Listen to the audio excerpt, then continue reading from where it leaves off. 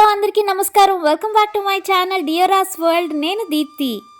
మన దేశంలో జరిగే పండుగలలో అతి పురాతనమైన పండుగ మహాశివరాత్రి.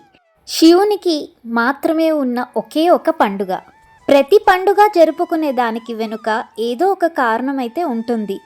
మరి మహాశివరాత్రి వెనుక ఉన్న కారణం ఏంటి? అసలు శివరాత్రి ఎందుకు జరుపుకుంటారు? శివరాత్రి అనే ఎందుకు అంటారు? శివ పగలు అని ఎందుకు అనరు?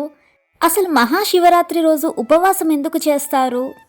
వీటిలన్నిటి గురించి నేనైతే ఈ వీడియోలో వివరంగా చెప్తాను. మహాశివరాత్రి పండుగ జరుపుకునే దానికి వెనుక చాలా కథలు ప్రచారంలో ఉన్నాయి. లైక్ శివపార్వతుల కళ్యాణం జరిగిన రోజు అని, లేకపోతే శివుడు హాలాహలాన్ని తాగిన రోజు అని, ఇలా చాలా కథలు ప్రచారాల్లో ఉన్నాయి. కానీ ఇవేవి కాదండి. అసలు కారణం చాలా పెద్దది. అసలు కారణం ఏంటో తెలుసుకోవాలి అని అనుకుంటున్నారా? అయితే వీడియోనైతే స్కిప్ అవ్వకుండా ఎండ్ వరకు చూసేయండి. చూడడమే కాదండి, ఏ ఒక్క చిన్న విషయం నచ్చినా మన ఛానల్ని అయితే ఇదే ఫస్ట్ టైం చూస్తున్నట్టయితే తప్పక మన ఛానల్ని సబ్స్క్రైబ్ చేసేసుకోండి, లైక్ చేయండి, షేర్ చేయండి. సో దట్ మరిన్ని వీడియోస్ చేయడానికి నాకైతే ఎంకరేజింగ్గా ఉంటుంది. పక్కనే ఉన్న బెల్ ఐకాన్ కూడా యాక్టివేట్ చేసేసుకోండి. నేను వీడియోస్ పెట్టగానే మీకు నోటిఫికేషన్స్ అయితే వచ్చేస్తాయి. ఇంకా లేట్ చేయకుండా వీడియో అయితే స్టార్ట్ చేసేస్తాను. మన హిందూ పురాణాల ప్రకారం ఈ సృష్టి మొదలైనప్పటి నుంచి బ్రహ్మ, విష్ణు, మహేశ్వరులు ఈ విశ్వంలోనే సృష్టి, స్థితి, లయకారకులు. బ్రహ్మ విష్ణుమూర్తి యొక్క నాభి నుంచి వచ్చిన కమలంలో ఉంటారు. ఒకరోజు బ్రహ్మకి, విష్ణుకి మన ఇద్దరిలో ఎవరు గొప్ప అనే విషయంలో గొడవ మొదలైంది. అలా ఇద్దరూ గొడవ పడుతున్న సమయంలో ఈ యూనివర్స్లో ఉన్న చీకటి నుంచి ఒక జ్యోతి రూపంలో ఉన్న పెద్ద లింగం ఒకటి వారి ఇద్దరి మధ్యలో ప్రత్యక్షమైనది. ఆ లింగం ఎంత పెద్దదిగా ఉందంటే దాని స్టార్టింగ్ పాయింట్ ఎక్కడో, ఎండింగ్ పాయింట్ ఎక్కడో కూడా తెలియట్లేదు. అగ్ని రూపంలో ఉన్న ఆ లింగం నుంచి ఒక వాయిస్ వినిపించింది.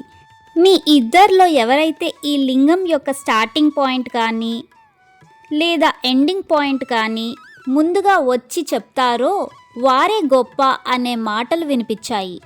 ఆ లింగం చాలా చాలా పొడవుగా ఉంది.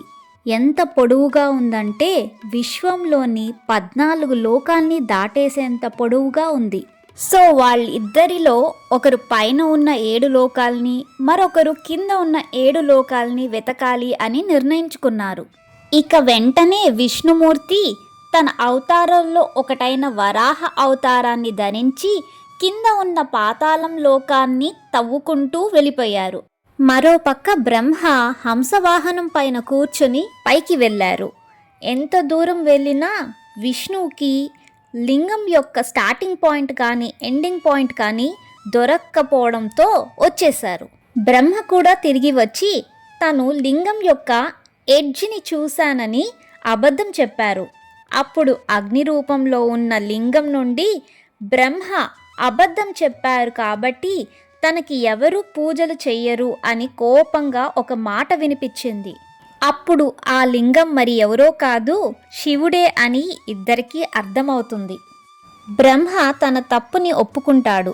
అప్పుడు ఆ లింగం నుండి శివుడు బయటికి వచ్చి ఈ విశ్వంలో ఒకరు గొప్ప, ఒకరు తక్కువ అనేది లేదు, సృష్టి, స్థితి, లయ 3 సమానమే అని చెప్తారు. శివుడు లింగ రూపంలో ఉన్న ఒక జ్యోతిలాగా ఆవిర్భవించారు. కాబట్టి మనము అప్పటి నుంచి ఆ రోజున మహాశివరాత్రిగా జరుపుకుంటున్నాము. మరి శివరాత్రి అని ఎందుకంటారు? శివ పగలు లేదా శివ ఉదయం అని ఎందుకు అనరు? అంటే శివలింగం ఆ రోజు మహానిషి అనే సమయంలో ఆవిర్భవించింది. నిషి అంటే సాంస్క్రిట్లో డార్క్నెస్ అని, అంటే చీకటి అని. మహానిషి అంటే కటిక చీకటి. క్లియర్గా చెప్పాలి అంటే అర్ధరాత్రి. అంత కటిక చీకట్లో ఒక జ్యోతిలాగా వచ్చి అజ్ఞానాన్ని తొలగించారు కాబట్టే మనం ఆ రోజుని మహాశివరాత్రిగా జరుపుకుంటున్నాము. మీకు ప్రూఫ్ కావాలి అంటే లింగ పురాణాన్ని చదవండి. అంత పెద్ద శివలింగం జ్యోతి స్వరూపంతో ఆవిర్భవించి అంత పెద్ద జ్యోతి స్వరూపమైనటువంటి జ్యోతిర్లింగం కనుక అది అజ్ఞానపు చీకట్లు పోగొడుతుంది. అటువంటి శివలింగం ఆవిర్భవించినటువంటి రోజు ఏది ఉన్నదో దానినే మహాశివరాత్రి అని పిలుస్తారు.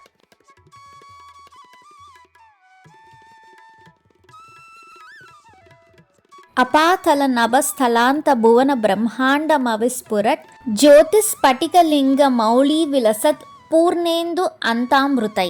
అంటే పాతాళం కంటే కింద, ఆకాశం కంటే పైన ఈ విశ్వమంతా వ్యాపించి ఉన్న ఒక లింగం ఆవిర్భవించింది అని అర్థం. అందుకే ఏ శివాలయంలో అయినా సరే శివరాత్రి రోజున అర్ధరాత్రి అభిషేకం చేస్తారు, కళ్యాణం ఎక్కడా చెయ్యరు. ఈ మొత్తం కథ విన్నాక మీకందరికీ ఒక డౌట్ అయితే రావచ్చు.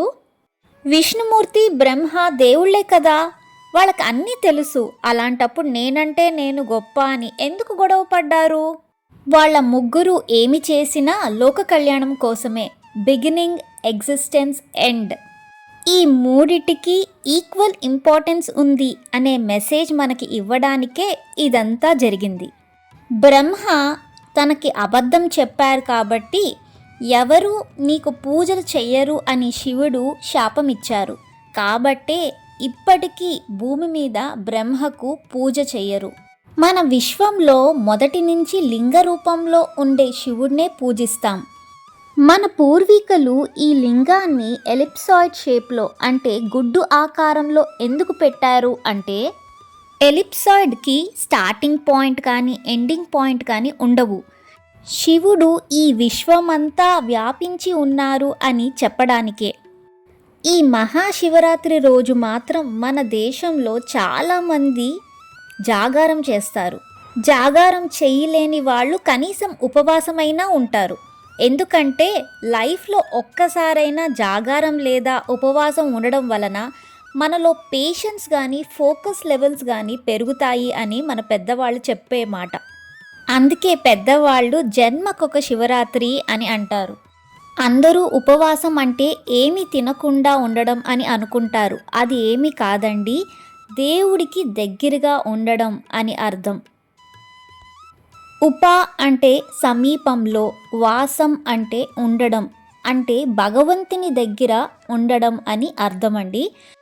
ప్రతి నెల కృష్ణపక్షం అర్ధరాత్రి 12 గంటల సమయంలో చతుర్దశి తిథి వచ్చిన రోజున మాస శివరాత్రి అని ఆ రోజు జాగారం ఉండి పూజ చేస్తారు లేదా ఉపవాసమైనా ఉంటారు.